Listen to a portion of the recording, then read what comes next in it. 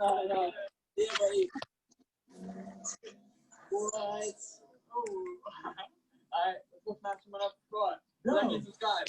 Hey guys, I know some of you are logging on. The numbers are ticking up, so some people are still signing on. Let's make sure you keep yourself muted so that the sound quality is good throughout the whole webinar, and then at the end, we'll ask open the lines up and you can ask some questions and that sort of thing. So just, you can keep your video and sound off. I'm going to keep, I'm going to take my video off so that you can see the full screen whenever I start the presentation. So we I just still have a few people connecting. Say that again, Amy. So we just need to mute and turn the video off, correct? Yeah, you can just mute yourself, and then that way you just, in case there's a car goes by or something like that. Okay. All right. Yeah. I think the boy who mows my grass might be out there, so you all might get to hear more than you want to. Okay. I have a doctor's appointment, so I'm in the car still. So. Excellent.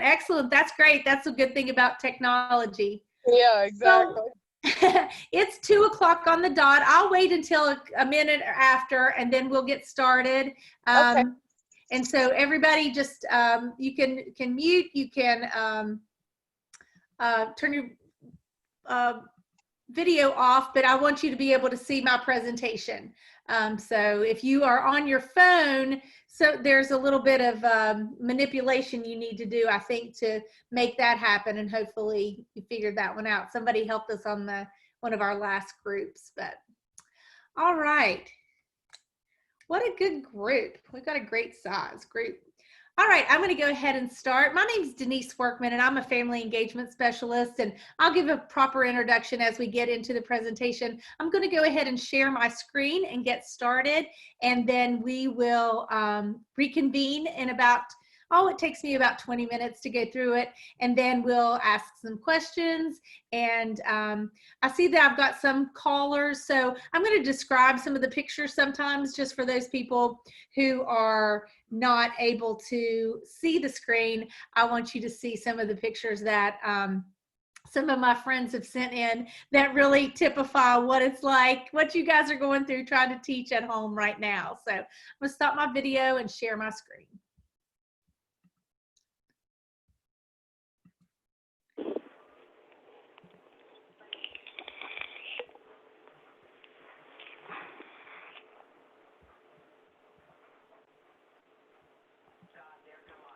All right. Okay, so I hope everyone can see that. This is part of the online series called Strong Families, and it's presented by the West Virginia Family Engagement Center. And today's topic is guidelines for making space and time for learning at home. And really, I want to focus on finishing strong. You guys have been doing this for a few weeks now, and I know that there are lots of things that you figured out that are great, and I hope you'll share that with me at the end. And then hopefully I will give you a few ideas that will help you finish strong or incorporate as we go through the summer and figure out how school's going to start next year.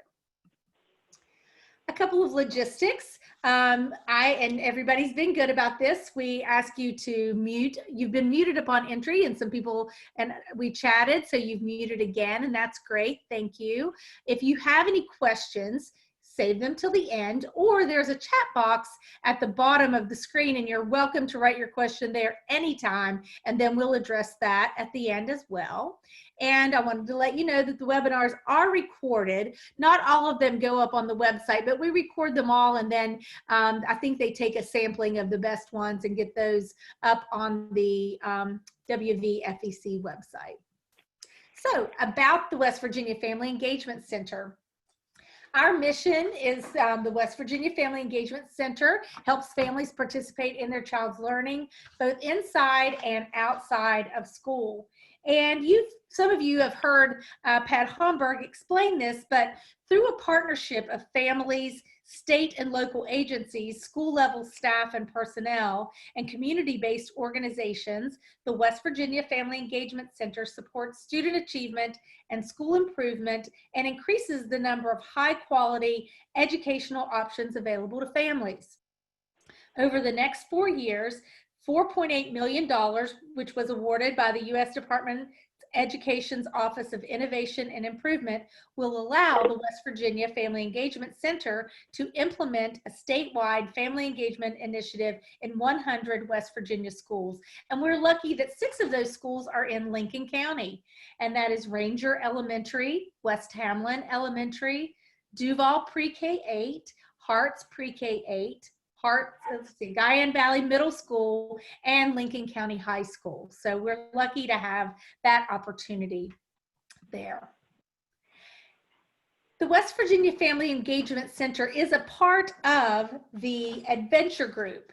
And the Adventure Group is an educational nonprofit that provides customized programming to serve students, educators, and families in West Virginia and throughout the United States.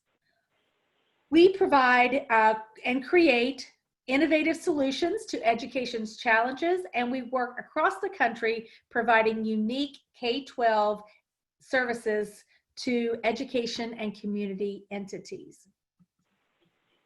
I'm Denise Workman. I said that earlier.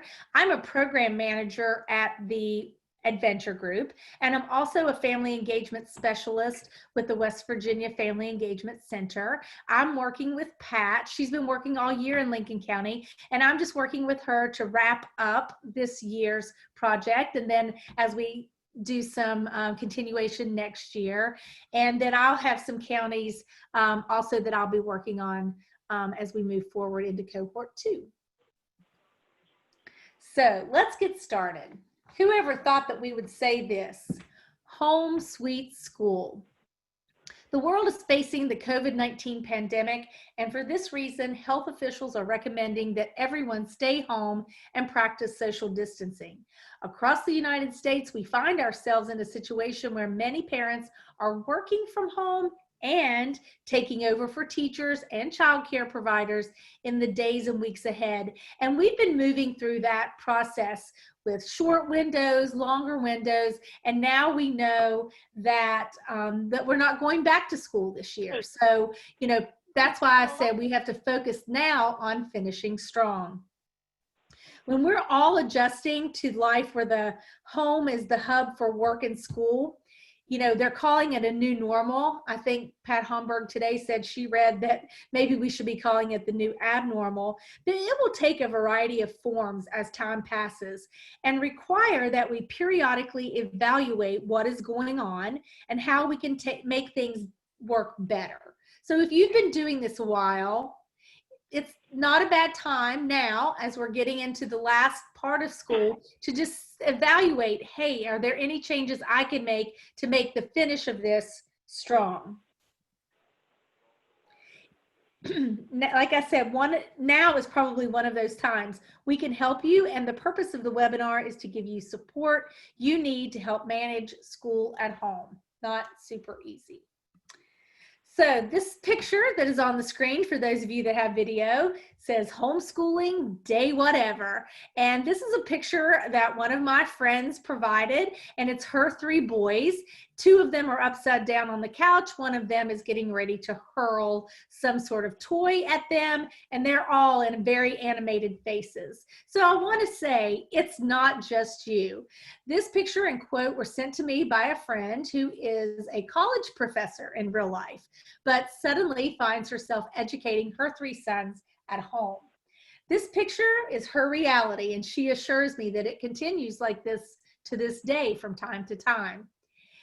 This might be your reality too. And we just want to say you are not alone. We are here to help you figure out a flexible plan to help create a structure and some guidelines for learning at home.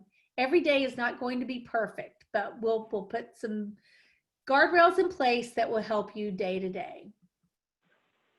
The next picture sent to me by a friend with the caption school ?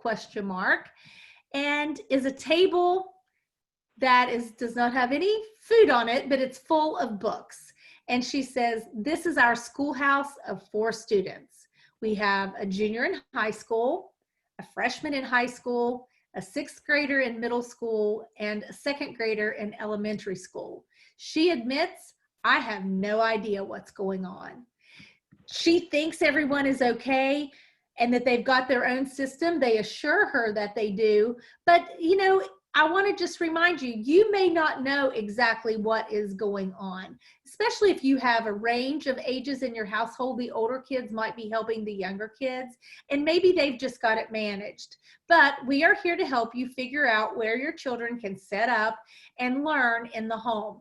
It can be a kitchen table like this is, and everybody can find alternate places to have dinner. She assures me that they do not take this up every night. They basically keep the schoolhouse on the kitchen table and they eat in alternate locations. So don't think that you have to do that moving every day. We're going to start by setting the tone. Let's talk about tone. Now that you know that school will not resume, you've probably made a plan. If you haven't, think about doing that and include the whole family in a meeting to discuss the next few weeks and what it will look like 1 week at a time. This is a time for small bites. You may need to face each day as it comes. If weekly planning doesn't work for you, have a little meeting every morning and set the tone for the day.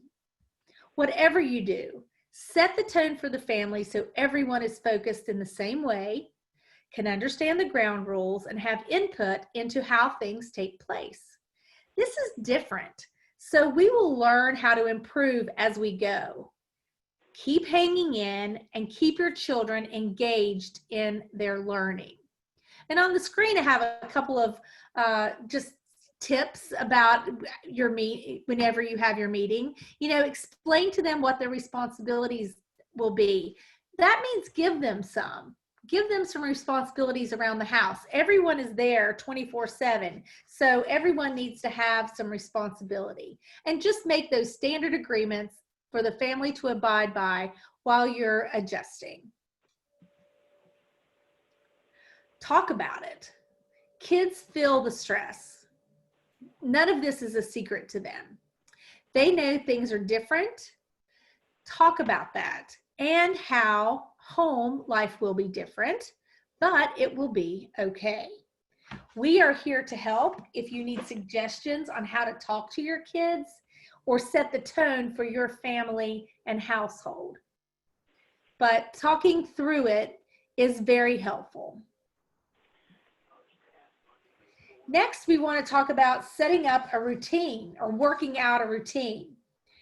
Consistency helps students focus, but be flexible with your daily schedule. Let the students sleep a little later. You know, we artificially set up that schedule whenever we, get on school buses at 6 a.m. That's not middle school and high school kids' natural clock. But so don't be afraid or feel like you're slacking if you let your kids sleep a little later and when they wake up, start their school day. Shoot for 2 to 4 hours of academic time. I think since I made this slide, the State Department has updated those guidelines, and you can look on the West Virginia Department of Education, and they actually have per grade level the amount of time that's actually focused academic time, and it's not as much as you might imagine. So be careful with that. They're not going to have an 8-hour academic day. Be active and get outside when you can. This is when being a West Virginian comes in really handy. We live here in Southern West Virginia where we all live. We've had some pretty decent weather, and today is cool, but it is beautiful. Be active and get outside when you can. Have an alternative to school inside. Make some of your lessons outside. Use those natural resources. Build in time for rest and renewal for everyone. That's for your children and for mom and dad or grandma or a family that's raising children. Build in that time for rest and renewal. Know that some might need to rest midday, some need to go to bed early. And then we're not saying that you have to go to bed early, but keep a bedtime routine, a routine that you go through that signals we're shutting down now, the house is going to be quieter, something that is just a trigger so that everyone in the household knows we're settling in. That's not to say that everyone's going to fall asleep immediately, but that bedtime routine is really helpful in setting that nighttime tone. Okay, don't panic. If you're looking at this schedule, this COVID-19 daily schedule was one of the first resources that came out whenever it was announced that we were going to be homeschooling. This is a pretty ambitious day. And I share it with you only because I want you to look at all of the things that they're including in the day. So if you're asking, where do I start? Here's one family's plan for the day. And when you look at that color-coded, very time-specific schedule, does it seem perfect? Does it seem impossible? Do you see anything that might work for you? One idea is to ignore the times but let your day flow through the activities it suggests in a way that works for your family.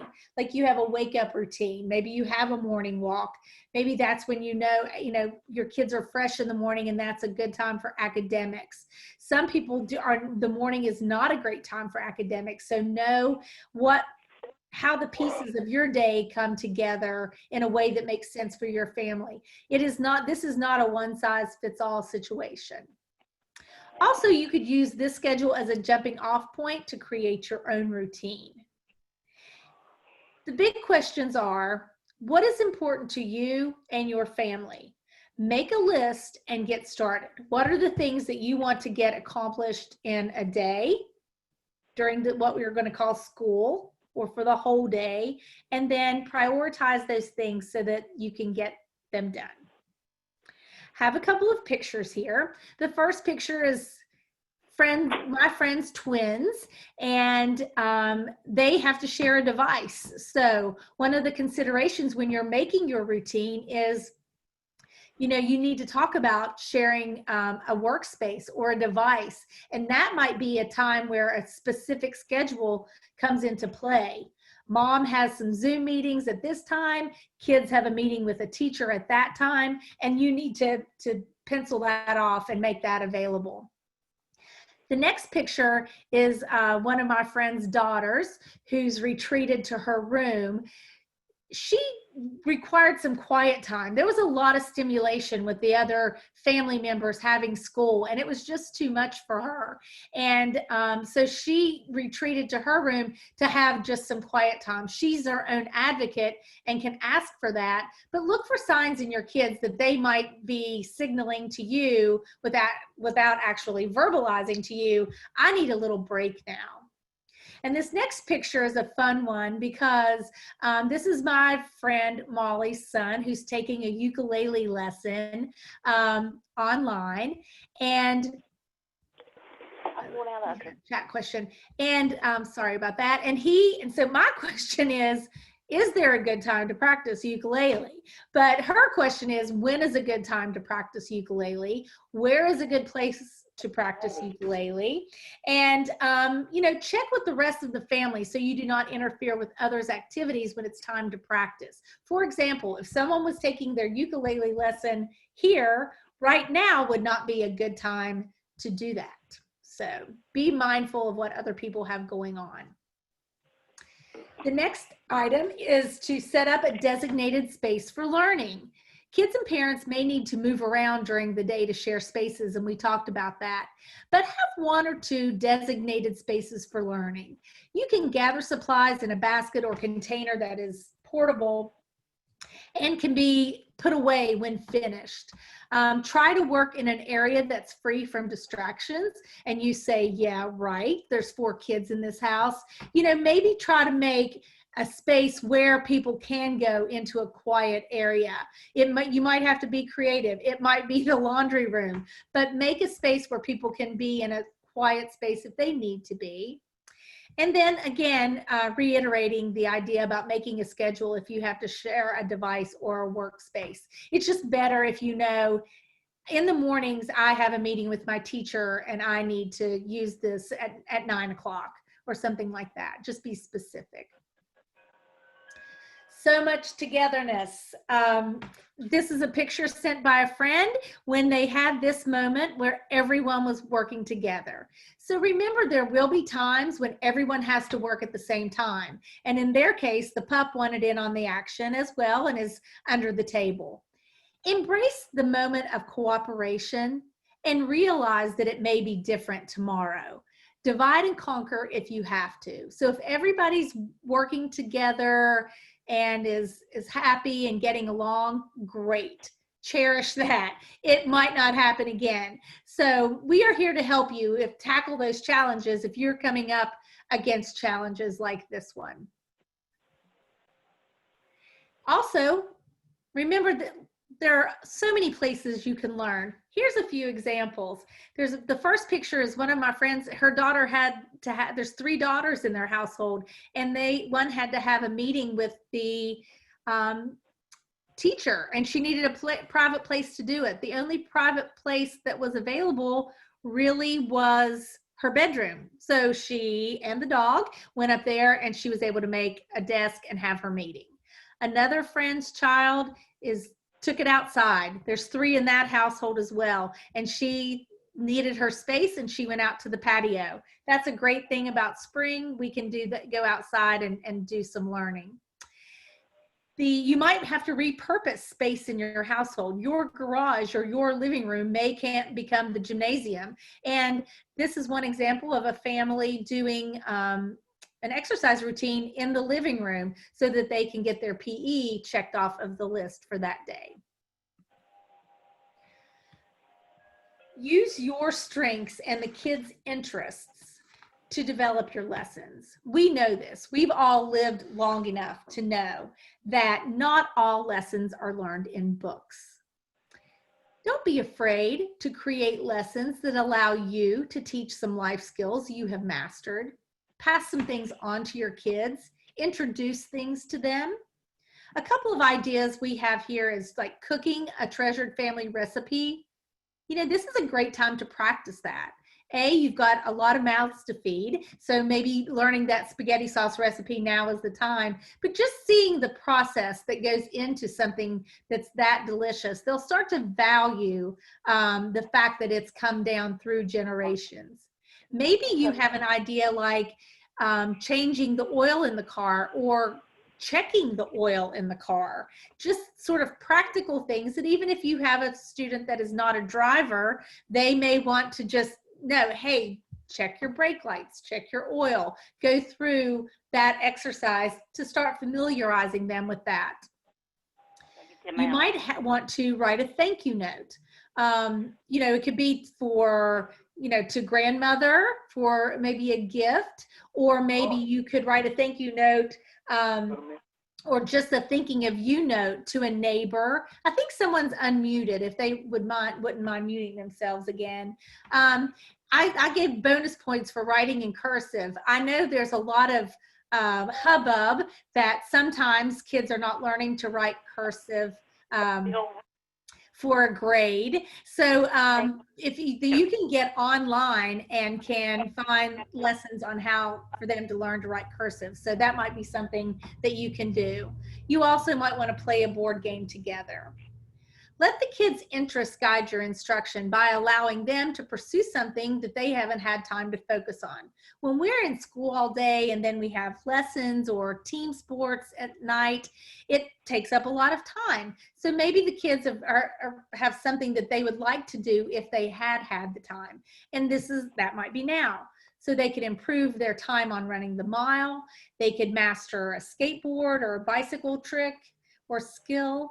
They can build in Minecraft if they want to start doing that beginning coding, or maybe learn to draw using a YouTube lesson, or learn some other skill on YouTube. On one of our earlier presentations today, one of the parents said they learned how to do a certain math skill a certain way, and they went to YouTube to learn how to do it the way the kids are learning it today. So YouTube is good for the kids and for the people in charge. And here's just a couple of pictures where my friend is using an artist at the kennedycenter.org to teach the art class, so that she doesn't have to do that. That's at noon every day, and I think that gives her keeps the kids busy and gives her a chance to get some things done at that time. And then we talked about the practical lessons you can teach your kids. One of my friends is teaching her son how to load and unload the dishwasher, and he's become a real helper in the kitchen with that. So we've talked about all these different ideas. We know you still might be facing some obstacles, but don't panic. Let someone know when you need help. Help is available. You can contact the teacher. You can contact the school or the county office. You can ask Google or YouTube, as we said earlier. You can contact me, Denise Workman. That is D Workman at edvgroup.org, and that is or if you reply to me on the registration email, that comes right to me. Most importantly, we want you to hang on to hope. And the picture here is a note that someone's daughter wrote that says, I hope that the scientists find out a cure for coronavirus, and I hope everyone stays safe. So even for a small child, it's on their mind. So if you have middle school and high school age kids, you know this is on their mind as well. So hang on to hope. We are here to help you when you are frustrated, out of ideas, or just need someone to talk to about your child's progress. Let's heed the advice of my young friend and hope that the scientists find a cure for the coronavirus and that everyone stays safe. I've got my fingers crossed for that vaccine. So some final thoughts. Remember to be flexible with your plans. Every day is not going to be perfect. Know when to just pause and say, we'll do this again tomorrow. Be flexible. Remember to be forgiving to yourself and to your kids. You're going to have big deadlines for work or things that you need to do, and you're not going to be all in for them every minute of every day. Forgive yourself. You're allowed to do that. Same for them. Maybe they've reached their limit and we just need to stop school for today and pick up tomorrow. Remember to have fun with your family. This is, I know some people have said that they haven't had all of their family members home all together in a long time. So remember to have some fun with that. Remember to connect to friends and family using technology and appropriate social distancing. If you take a walk in the evening, speak to your neighbors that are sitting on the porch, or use your phone to call friends and family, or use the to FaceTime them so that they can see your face and know that you're doing okay. Also, let's remember that this will not last forever, and if we follow the protocol to flatten the curve, the chances are greater that we'll resume into our new normal more quickly. West Virginia Family Engagement Center is on Twitter at WVFEC. You can find us online at WVFEC.org. And we often post things within the Adventure Group's Facebook page, so you can just do a search for that. Again, we're here to support you, and this is my contact information. I'll say it because we do have people on the phone. dworkman at edvgroup.org is my email, or just reply to your registration confirmation. Also, I have a phone number that is my office, but it rings here now, and that is 304-296-9021, extension 16. This final page are just the sources that I used to create this video. I did not make all of that up. There's good science and information backing me up on all of these tips and tidbits that I shared. And if you want to know more about any of these, you can go to the West Virginia Family Engagement Center's website, WVFEC.org, and go to the COVID-19 resource tab, and they'll take you through the resources. So I'm going to stop sharing now, and we're going to go back to see everyone's face. And I invite you to please, if you have any questions or comments, that you either put them in the chat box or unmute yourself and let's chat for a moment. I thank you for participating today. And again, for your participation, you will receive a $100 gift card from Walmart that you can use to treat yourself or buy the essentials for your family. I would like to mention that if there is anyone who is calling in with a different number than what they registered with, if you'll put that in the chat box, or if you want to just speak up in a moment so that I can make a few notes. Pat will be sending out your gift cards, and we want to make sure that they get to you. She wanted me to make sure that I told you she had to go take another Zoom call, so she's not on with us right now, but she wanted me to make sure that I let you know that she's going to try to get them out in the next 2 days. So we're assuming that you will get them at the beginning of next week. She says if you have not received your gift cards next week, to please contact her or Sue, or you can reply again to that registration link, and that comes to my email, and we'll try to follow up on that. They've done a great job prepping us so that we know who we're looking for, but we want to make sure that that we find everyone in case they have an odd phone number or something. And Dreama, I see your note here. I will look you up, and if you'll add in your note and your address, that we'll double check that way too. Okay. Anybody else have a comment or anything they'd like to share?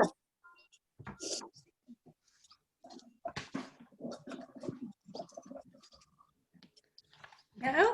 Everybody's good? Yes, ma'am.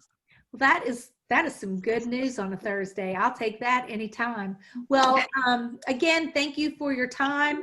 I know you guys are working hard, and it's not super easy, but we hope some of our tips will help you, and we know that the $100 will help you. So let's just finish strong this school year, and let us know if there's something that we can do to help you at any time. We'll continue to work in Lincoln County next year, so we'll try to incorporate and build our engagement capacity there. So thanks again so very much. Anybody else? Okay, well, thank you. Thank you so much.